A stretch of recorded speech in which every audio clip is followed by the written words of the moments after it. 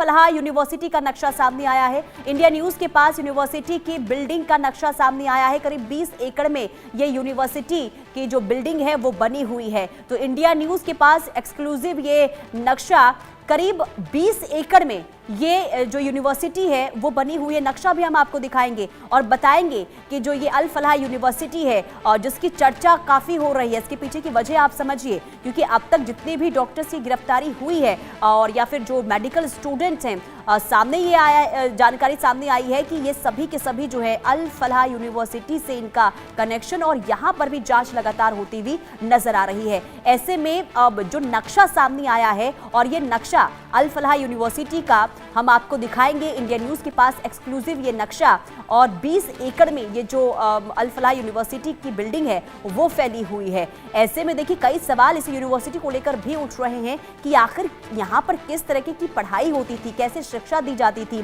क्योंकि यहाँ पर जो अधिकतर डॉक्टर्स हैं अब खास करके देखिए अगर हम बात करते हैं शाहीन की जो यहाँ पर प्रोफेसर थी, मुजम्मिल जो यहाँ पर प्रोफेसर थे, और इसके बाद भी क्योंकि देखिए डॉक्टरी की पढ़ाई एक छोटी मोटी पढ़ाई नहीं होती है, काफ़ी इसमें देखिए टाइम भी लगता है, समय भी लगता है, काफ़ी पैसे भी लगते हैं, मेहनत लगती है, और इसके बावजूद भी इतना पढ़ाई लिखाई करने के बाद भी आखिर कैसे इन लोगों का ब्रेन वॉश हुआ, ये बहुत बड़ा सवाल है। और ऐसे में यहाँ पर भी जो जांच एजेंसियां हैं वो लगातार पूछताछ यहाँ के जो अधिकारी हैं, यहाँ के जो प्रशासन है उनसे करते हुए नजर आ रहे हैं और कई खुलासे होने की भी उम्मीद है। कई देखिए क्योंकि अल फलाह यूनिवर्सिटी की अगर हम बात करते हैं तो जिनकी गिरफ्तारी हुई है सभी का कनेक्शन देखिए यहाँ से यानी कि अल फलाह यूनिवर्सिटी से निकलकर सामने आया है। अब ये नक्शा हम आपको दिखा रहे हैं, ये नक्शा आप देखिए, ये अल फलाह यूनिवर्सिटी का नक्शा हम आपको दिखा रहे हैं। इंडिया न्यूज के पास ये एक्सक्लूसिव नक्शा सामने आया है और ये नक्शा देखिए क्योंकि 20 एकड़ में ये यूनिवर्सिटी फैला हुआ है और इस यूनिवर्सिटी को लेकर कई सवाल उठ रहे हैं, कई सवाल कि आखिर यहाँ पर कैसी पढ़ाई होती थी, कैसे शिक्षा दी जाती थी, क्योंकि तो इंडिया न्यूज के पास एक्सक्लूसिव ये नक्शा हम आपको दिखा रहे हैं। पहला ये जो नक्शा हम आप देख रहे हैं ये सिर्फ और सिर्फ इंडिया न्यूज के पास है, एक्सक्लूसिव आप ये नक्शा देखिए। और ये जो नक्शा आप देख रहे हैं ये अल फलाह यूनिवर्सिटी का ये नक्शा है। अजय हमारे साथ तमाम जानकारी के साथ जुड़ चुके हैं। अजय, जो ये नक्शा अल फलाह यूनिवर्सिटी का सामने आया है इससे क्या समझ आ रहा है? अजय देखिए, बिल्कुल अल फलाह यूनिवर्सिटी जो इस वक्त सबसे ज़्यादा कहीं ना कहीं एक सुर्खियों में है, क्योंकि ये यूनिवर्सिटी जो है, इस यूनिवर्सिटी के भीतर ही जो है वो तमाम जो टेरर लिंक्स जो हैं वो सबसे पहले निकलकर सामने आए हैं। चाहे डॉक्टर आदिल के बाद गिरफ्तारी जब हुई डॉक्टर मुजम्मिल की, वो अल फलाह यूनिवर्सिटी में एक फैकल्टी के तौर पर काम कर रहा था। उसके बाद उसके साथियों की बात की जाए तो लगातार जो है उनके कहीं ना कहीं लिंक्स जो है वो निकलकर सामने आए हैं।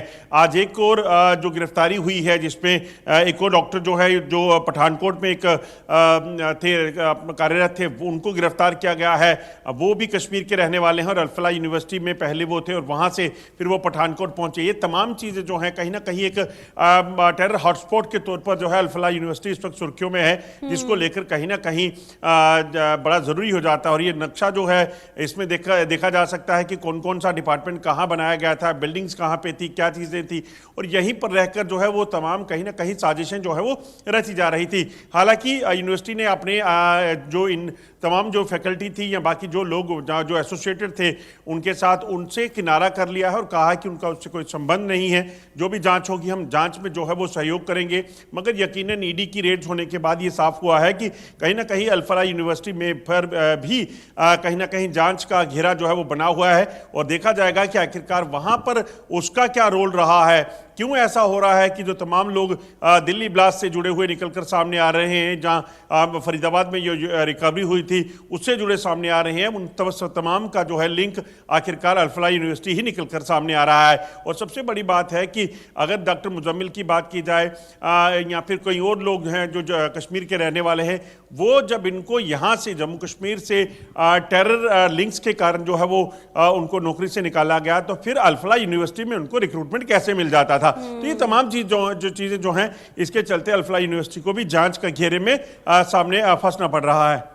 बिल्कुल। और अजय, यूनिवर्सिटी प्रशासन भले ही पल्ला अभी झाड़ रहा हो, लेकिन देखिए मेडिकल स्टूडेंट, प्रोफेसर वहां के सभी का कनेक्शन देखिए टेरर से जुड़ता हुआ नजर आ रहा है। तो क्या प्रशासन को भनक नहीं थी कि यहाँ पर जो पढ़ाई हो रही है किस तरीके की हो रही है, क्या स्टूडेंट्स का यहाँ पर ब्रेन वॉश हो रहा है और इस वजह से ये आतंक की राह अपना रहे हैं? क्या प्रशासन को इसकी भनक नहीं लगी?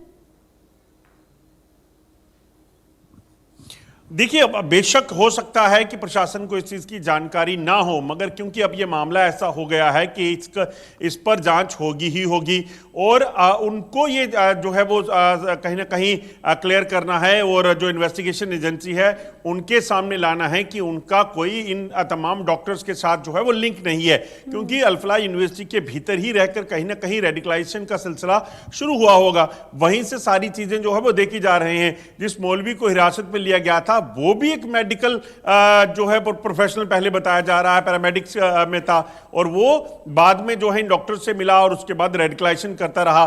तो अगर उसका वहां पे आना जाना होगा तो यकीनन उस चीज को लेकर भी जांच होगी। तो आखिरकार एक नहीं, दो नहीं, बल्कि कई डॉक्टर्स और लोग जो हैं वो अल फलाह यूनिवर्सिटी से जुड़े हुए जो हैं वो इस दिल्ली ब्लास्ट मामले में और उसके बाद अब कश्मीर में जो हुआ है उससे जुड़े हुए पाए जा रहे हैं। और खासतौर पर आप सोचिए कि इस तरह का विस्फोट जो पहले जम्मू कश्मीर में तो नहीं देखा गया, पहली बार इस तरह का विस्फोट करवाकर जो बड़ा नुकसान किया गया दिल्ली में, और उसके बाद जो इन्वेस्टिगेशन के दौरान जो है वो कल कश्मीर में हुआ नौगाम में, उसके बाद ये साफ हो जाता है कि जो इन शार्प माइंड्स का इस्तेमाल करके जो है वो दुश्मन भारत को लहूलुहान करना चाहता था और उसका जो एपी सेंटर बन रहा है वो अभी तक अल फलाह यूनिवर्सिटी बन रही है।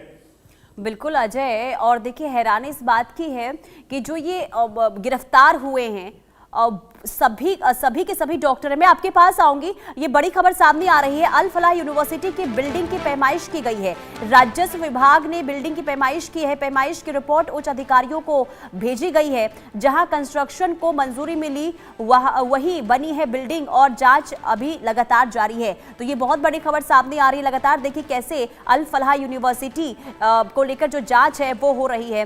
अजय, देखिए बिल्डिंग की, अल फलाह यूनिवर्सिटी बिल्डिंग की अब पैमाइश भी की गई है, रिपोर्ट भी तैयार कर ली गई है। इसे लेकर जानकारी दीजिए जरा। देखिए बिल्कुल, अब क्योंकि यूनिवर्सिटी जो है ईडी की जांच के घेरे में है और इसमें तमाम जो टेररिस्ट डॉक्टर थे वो निकलकर सामने आए, ऐसे में कहीं ना कहीं उसकी जांच होना तय है। और खासतौर पे इस चीज़ को देखा जाएगा कि क्या सबसे पहली चीज़ जो होगी वो यूनिवर्सिटी की किस बुनियाद पर जो है इसे बनाया गया था, परमिशन मिली थी, बिल्डिंग जो बनाए गए हैं उसमें कोई जो है वायलेशन तो नहीं है, तमाम चीज़ें जो हैं वो खंगाली जाएंगी और उसके बाद कहीं ना कहीं जाँच के घेरे में फंसी यूनिवर्सिटी को जो है वो क्लीन चिट मिलेगी। मगर अभी क्लीन चिट मिलना बहुत दूर की बात है, क्योंकि जो डॉक्टर की बात की जाए, डॉक्टर मुजम्मिल की बात की जाए, डॉक्टर आदिल की बात की जाए, डॉक्टर नसीमा की बात की जाए, तमाम जो लोग जो है अभी तक हिरासत में आए हैं, जिनसे पूछताछ चली है, जिनके पास से जो है तमाम विस्फोटक बरामद हुए हैं, उन चीज़ों को लेकर कहीं ना कहीं जांच हो रही है। और ऐसे में जांच में सारी चीज़ों को पहले क्लियर किया जाएगा। हालांकि बोला जा रहा है कि जो बिल्डिंग में बनाई गई है अल फलाह यूनिवर्सिटी की, उसमें नॉर्म्स में कोई अभी तक खामी नहीं पाई गई है, मगर कई चीज़ें हैं जिसको लेकर जांच होनी है कि आखिरकार ऐसे लोग जिनको टेरर लिंक के चलते वहां से हटाया गया हो, उन्हें यहां पर क्यों एडमिशन मिल जाता था, उनको वहां पे फैकल्टी के तौर पर कैसे रख लिया गया। फैकल्टी का मतलब है कि आप जिस भी जगह बैठे हैं उनको पढ़ा रहे हैं, उसमें आप कुछ भी पढ़ा सकते हैं। यानी कि वो एक सोचिए कि अल फलाह यूनिवर्सिटी के बाहर एकोमोडेशन में इतना बड़ी तादाद में 3000 किलो विस्फोटक जो है वो रखे हुए डॉक्टर अंदर पढ़ाता होगा, तो वो अंदर पेशेंट जो होंगे या फिर जो वहां पे स्टूडेंट्स होंगे उनको क्या ही पढ़ाता होगा। और अजय, ये अल फलाह यूनिवर्सिटी कितनी पुरानी यूनिवर्सिटी है?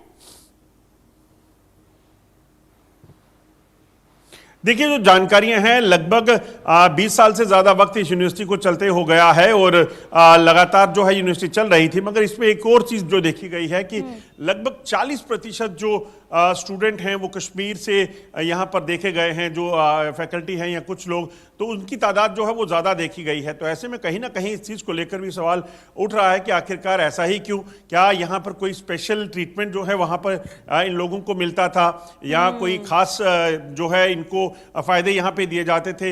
ये तमाम चीज़ें जो हैं वो कहीं ना कहीं जांच का विषय है। और अजय देखिए, एमबीबीएस की पढ़ाई करके प्रोफेसर बनना, और साथ ही कई स्टूडेंट्स ऐसे भी हैं जिनके भी नाम इसमें सामने आ रहे हैं, जिनसे पूछताछ भी हो रही है। ऐसे में आखिर ब्रेन वॉश उन लोगों का यूनिवर्सिटी के अंदर कैसे होता था? क्या किसी की नजर नहीं गई? क्या किसी ने शिकायत आज तक नहीं की कि यहाँ पर इस तरीके से अब हमें ब्रेन वॉश किया जाता है? अब क्योंकि देखिए बहुत बड़ी खबर है, जितनी भी गिरफ्तारियां हुई है सभी का कनेक्शन कहीं ना कहीं अल-फलाह यूनिवर्सिटी से निकलकर सामने आया है। देखिए, सबसे बड़ा सवाल यही है, अब कहीं अगर इसमें यूनिवर्सिटी के भीतर पढ़ने वाले छात्रों में, फैकल्टी में कोई भी अगर ऐसा निकलकर सामने आया जिसने ये कहा कि हाँ हमारे साथ ऐसा होता था, हमें रेडिकलाइज किया जा रहा था, हमें कोई मिस इन्फॉर्मेशन दी जा रही थी, तो वो कहीं ना कहीं एक बड़ा सवालिया निशान जो है इस यूनिवर्सिटी पर होगा। फिर बड़ी कार्रवाई होने की आशंका जो है वो पैदा हो जाती है। ये हालांकि जांच का विषय है, अभी तक ये साझा नहीं किया गया है, क्योंकि अगर कोई स्टूडेंट ऐसा बोलता है कि डॉक्टर मुजम्मिल जो है उन्हें कुछ ऐसा पढ़ाते थे या ऐसी हिदायतें देते थे जो उन्हें टॉलरेट नहीं थी, क्योंकि जिन लोगों को उसने रेडिकलाइज कर लिया था, जो लोग उसके साथ जुड़ गए, वो वाकई में वो शिकायत नहीं करेंगे, मगर जो उसकी बातों से सहमत नहीं होंगे वो यकीनन इस चीज़ की जानकारी जो है वो पुलिस के साथ या इन्वेस्टिगेशन एजेंसीज के साथ साझा कर सकते हैं। उसके बाद जो है चीज़ें आगे कार्रवाई बढ़ेगी कि आखिरकार फिर यूनिवर्सिटी प्रशासन की तरफ से कोई कार्रवाई उस वक्त डॉक्टर मुजम्मिल पर क्यों नहीं की गई। अलबत्ता अभी तक ये चीज़ें सामने नहीं आई हैं, तो ये देखना होगा ये कब तक और क्या होता है। अभी जो अल-फलाह यूनिवर्सिटी है वो कहीं ना कहीं जांच के घेरे में है, जांच होने के बाद पाया जाएगा और देखा जाएगा कि वहाँ की जो फैकल्टी है, तमाम चीज़ें हैं वो क्या हैं। हो सकता है कि यूनिवर्सिटी का इनसे कोई भी नाता ना हो, यूनिवर्सिटी इस चीज़ को लेकर जो है वो इसमें कोई इन्वॉल्वमेंट उसकी ना हो, मगर जब जांच होती है, जब कोई टेररिज्म जैसी जो धाराओं में पाया जाता है वो गिरफ्तार होता है, तो उसके बाद कहीं ना कहीं जांच एजेंसियां हर छोटे बड़े पहलू की जांच करती हैं, इस चीज़ को सुनिश्चित करती हैं कि इसमें कोई भी अगर लिंक है तो उसको पूरे तरीके से खंगाला जाए, ताकि ऐसी गलती जो है वो फ्यूचर में ना हो। बिल्कुल। और अजय, क्योंकि हम शाहीन की बात करते हैं, उमर की बात करते हैं, अब जब ये लोग यहाँ पर पहुंचे, यानी कि प्रोफेसर थे, ये कोई असिस्टेंट प्रोफेसर था, अब यानी कि आप ये देखिए कि जब वहाँ पर जॉब लेने के लिए पहुंचे तो उन्हें आसानी से जॉब भी मिल जाती है। और शाहीन, क्योंकि शाहीन की अगर हम जिक्र करते हैं तो यहाँ पर लंबे समय से प्रोफेसर के तौर पर थी यहाँ पर कार्यरत, और ऐसे में अब क्या इनके बैकग्राउंड को जब ये ज्वाइन करते थे तो इनके क्या बैकग्राउंड को नहीं जांचा जाता था, पूछताछ इनसे नहीं होती थी इंटरव्यू के दौरान? और क्या यह भी माना जाए कि इन सभी के लिए एक सॉफ्ट टारगेट था अल-फलाह यूनिवर्सिटी? देखिए, सबसे बड़ी बात यह है, आपको बता दूं कि अगर देश भारत की अगर बात की जाए तो कानूनों की कोई कमी नहीं है, मगर कहीं ना कहीं जो कानून बनाए गए होते हैं, जो लॉज हैं, जो प्रोसीजर है, सिस्टम है, उसकी वायलेशन जो है वो जगह जगह पाई जाती है। तो ऐसे में हो सकता है, क्योंकि अगर कोई डॉक्टर है और अल-फलाह यूनिवर्सिटी ने उसे as a professor, assistant professor, associate professor के तौर पर लगाया है या उसे डॉक्टर के तौर पर अपॉइंट किया है वहां पर ओपीडीज के लिए, तमाम चीजों के लिए, तो यकीनन उसको जो नॉर्म है, चाहे किसी भी डॉक्टर को वहां पे रिक्रूट करना है तो उससे पहले कैरेक्टर सर्टिफिकेट्स लिए जाते हैं, उसकी डॉक्यूमेंटेशन देखी जाती है, उसके बैकग्राउंड को देखा जाता है कि क्या वो डॉक्टर जो है वो वाकई में उस काबिल है कि वहां पे लोगों को पढ़ा सके, ट्रीटमेंट दे सके, तमाम चीजों को लेकर।